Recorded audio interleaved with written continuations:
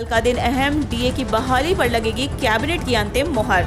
कल यानी 7 जुलाई को प्रधानमंत्री नरेंद्र मोदी की अगुवाई में केंद्रीय मंत्रिमंडल की बैठक होनी है। सूत्रों के मुताबिक इस बैठक में केंद्रीय कर्मचारियों के महंगाई भत्ते को लेकर भी चर्चा होने की उम्मीद है। आपको बता दें कि 26 जून को कैबिनेट सेक्रेटरी की अध्यक्षता में वित्त मंत्रालय और department of personal and training के साथ हुई बैठक में तय किया गया है कि महंगाई भत्ता और महंगाई राहत को सितंबर 2021 से बहाल कर दिया जाएगा। कल कैबिनेट की बैठक में इस पर मुहर लगने की उम्मीद है। यूपी बोर्ड 10वीं 12वीं के रिजल्ट को लेकर बड़ा अपडेट। 56 लाख बच्चों का रिजल्ट इस तरह होगा जारी। उत्तर प्रदेश माध्यमिक शिक्षा परिषद द्वारा इसी सप्ताह कक्षा 10वीं और 12वीं का रिजल्ट जारी किया जा सकता है। कोविड-19 की दूसरी लहर को देखते हुए परीक्षाएं रद्द कर दी गई थीं। राज्य सरकार की ओर से तय किया गया था कि इस बार मेरिट लिस्ट नहीं जारी किया जाएगा। इसलिए यूपी बोर्ड ने इस साल छात्रों का आकलन करने के लिए एक मूल्यांकन फॉर्मूला तैयार किया था। कक्षा 12वीं के छात्रों का मूल्यांकन उनके कक्षा 10वीं की बोर्ड और प्री बोर्ड परीक्षा रिजल्टों के साथ साथ कक्षा 11वीं के रिजल्टों के आधार पर किया जाएगा। वहीं कक्षा 10वीं की बोर्ड परीक्षा को 50%, 10वीं की प्री बोर्ड को 10% और 11वीं की परीक्षा को 40% वेटेज दिया जाएगा। कक्षा 10वीं के अंकों की गणना के लिए कक्षा 9 और कक्षा 10वीं की प्री बोर्ड परीक्षाओं पर विचार किया जाएगा। यूपीसीईटी के लिए आज आवेदन का आखिरी दिन।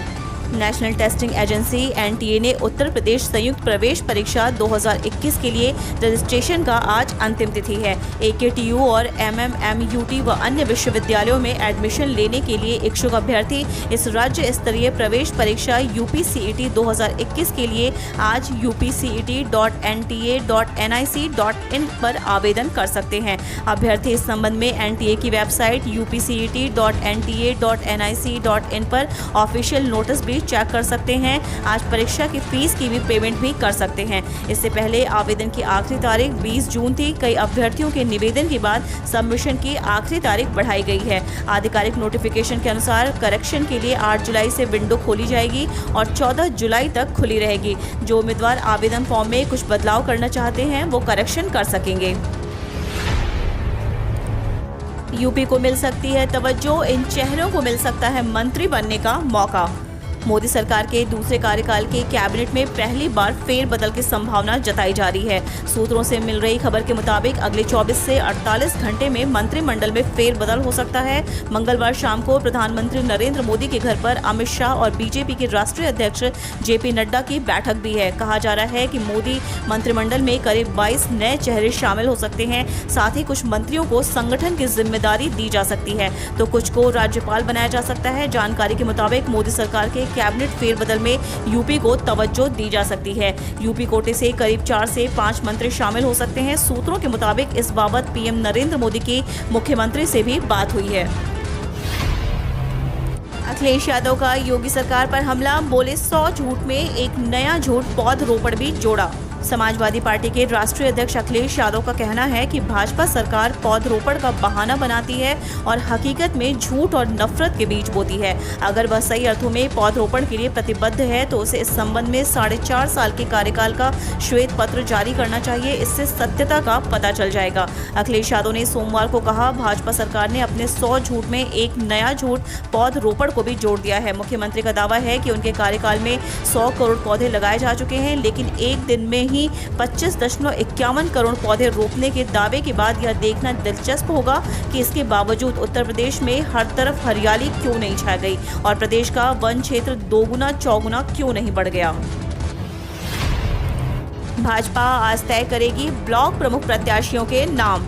उत्तर प्रदेश में हुए जिला पंचायत अध्यक्ष के चुनाव में बड़ी जीत हासिल करने के बाद भाजपा ब्लॉक प्रमुख चुनाव में भी अधिक से अधिक प्रत्याशियों को जिताने की कोशिश में जुटी है। यह तैयारी पिछले कई दिनों से चल रही है। अब चुनाव कार्यक्रम आने के साथ ही इसे और तेज कर दिया गया है। प्रत्याशियों के नाम तय करने के लिए प्रदेश मुख्यालय पर मंगलवार को बैठक होगी।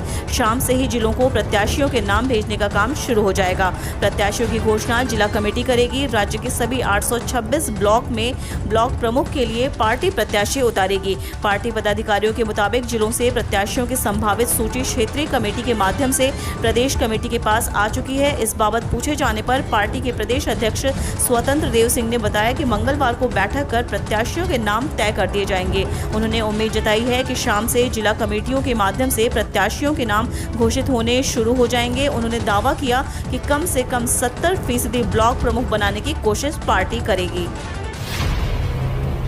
7 दिवसीय दौरे पर चित्रकूट पहुंचे आरएसएस प्रमुख मोहन भागवत। यूपी चुनाव को लेकर होगा मंथन। राष्ट्रीय स्वयंसेवक संघ के सरसंघ चालक मोहन भागवत अपने 7 दिवसीय दौरे पर मंगलवार सुबह संपर्क क्रांति ट्रेन से चित्रकूट पहुंचे। संघ के कार्यकर्ताओं और पदाधिकारी उनका रेलवे स्टेशन पर जोरदार स्वागत किया। इसके बाद वे दीनदयाल शोध संस्थान आरोग्य धाम मध्य प्रदेश के चित्रकूट जिला सतना के लिए रवाना हो गए। वे दीनदयाल शोध संस्थान में संचालित कार्यक्रम में प्रतिभाग करेंगे। इसके साथ ही वहीं पर जगत गुरु रामभद्राचार्य जी तुलसी पीठाधीश्वर आश्रम से मुलाकात करेंगे। इसके बाद वह 13 जुलाई तक पंडित दीनदयाल शोध संस्थान आरोग्य धाम में ही रहेंगे। 8 जुलाई से राष्ट्रीय स्वयंसेवक संघ की होने वाली 5 दिवसीय विश्व स्तरीय बैठक में शामिल होंगे। बताया जा रहा है कि 8 जुलाई को संघ के क्षेत्रीय प्रचारक चित्रकूट पहुंचेंगे और वह 9 जुलाई व 10 जुलाई को होने वाली क्षेत्रीय प्रचारक की बैठक में मोहन भागवत भाग लेंगे। इसके बाद 10 और 11 जुलाई को प्रांतीय प्रचारकों के साथ मोहन भागवत वर्चुअली बैठक लेंगे। इसके बाद 13 जुलाई को शाम 5 बजे दीनदयाल शोध संस्थान आरोग्य धाम से सतना रेलवे स्टेशन के लिए सड़क मार्ग द्वारा रवाना हो जाएंगे। फिलहाल आरएसएस सरसंघ चालक मोहन भागवत को लेकर यूपी एमपी के प्रशासन ने सुरक्षा व्यवस्था का पुख्ता इंतजाम किया है। आरएसएस की होने वाली 5 दिवसीय इस बैठक में यूपी में होने वाले विधानसभा चुनाव को लेकर यूपी की नब्ज टटोली जाएगी। इसके साथ ही सरकार के कामकाज का भी आकलन किया जाए। यूपी कांग्रेस अध्यक्ष अजय कुमार लल्लू का दावा, 2022 में बनेगी कांग्रेस की सरकार। यूपी विधानसभा चुनाव में भले ही अभी कुछ महीने बाकी हों, लेकिन सभी राजनीतिक दल तैयारियों में जुट गए हैं। वहीं कांग्रेस भी फिर से अपना दम दिखाने के लिए पूरा जोर लगा रही है। इस बीच उत्तर प्रदेश कांग्रेस अध्यक्ष अजय कुमार लल्लू ने बड़ा बयान देते हुए कहा कि अगले वर्ष राज्य में कांग्रेस की सरकार बनेगी। उन्होंने ये बात मथुरा के वृंदावन के गोविंद विहार में आयोजित कानपुर व आगरा मंडल के प्रखंड स्तर के कार्यकर्ताओं के 2 दिवसीय प्रशिक्षण शिविर के समापन सत्र को संबोधित करते हुए कही। इसके अलावा यूपी कांग्रेस के प्रभारी प्रियंका गांधी भी लगातार कार्यकर्ताओं में जोश भरने का काम कर रही हैं। हालांकि हाल ही में जिला पंचायत अध्यक्ष चुनाव में उसका खाता भी नहीं खुल सका। 6 लेन का होगा गंगा एक्सप्रेसवे, 120 की रफ्तार से दौड़ेंगी गाड़ियां। गंगा एक्सप्रेसवे परियोजना के सचिव समिति की बैठक में एक्सप्रेसवे योजना का प्रस्तुतिकरण किया गया, जिसमें एक्सप्रेसवे को 6 लेन बनाने के साथ ही इसकी डिजाइन स्पीड 120 किलोमीटर प्रति घंटे प्रस्तावित की गई है। यह एक्सप्रेसवे राज्य के 12 जिलों के 519 ग्रामों से होकर गुजरेगा। इस एक्सप्रेसवे पर 9 जनसुविधा परिसर भी बनाए जाएंगे। मुख्य सचिव राजेंद्र कुमार तिवारी की अध्यक्षता में परियोजना का प्रस्तुतिकरण किया गया। मुख्य सचिव ने परियोजना को समय से पूरा करने के सभी जरूरी कदम उठाने के निर्देश दिए। कई जिलों में आज करवट बदलेगा मौसम। वेस्ट यूपी में 48 घंटे बाद मेहरबान होंगे बादल। उत्तर प्रदेश समेत पूरे उत्तर भारत में गर्मी का कहर जारी है।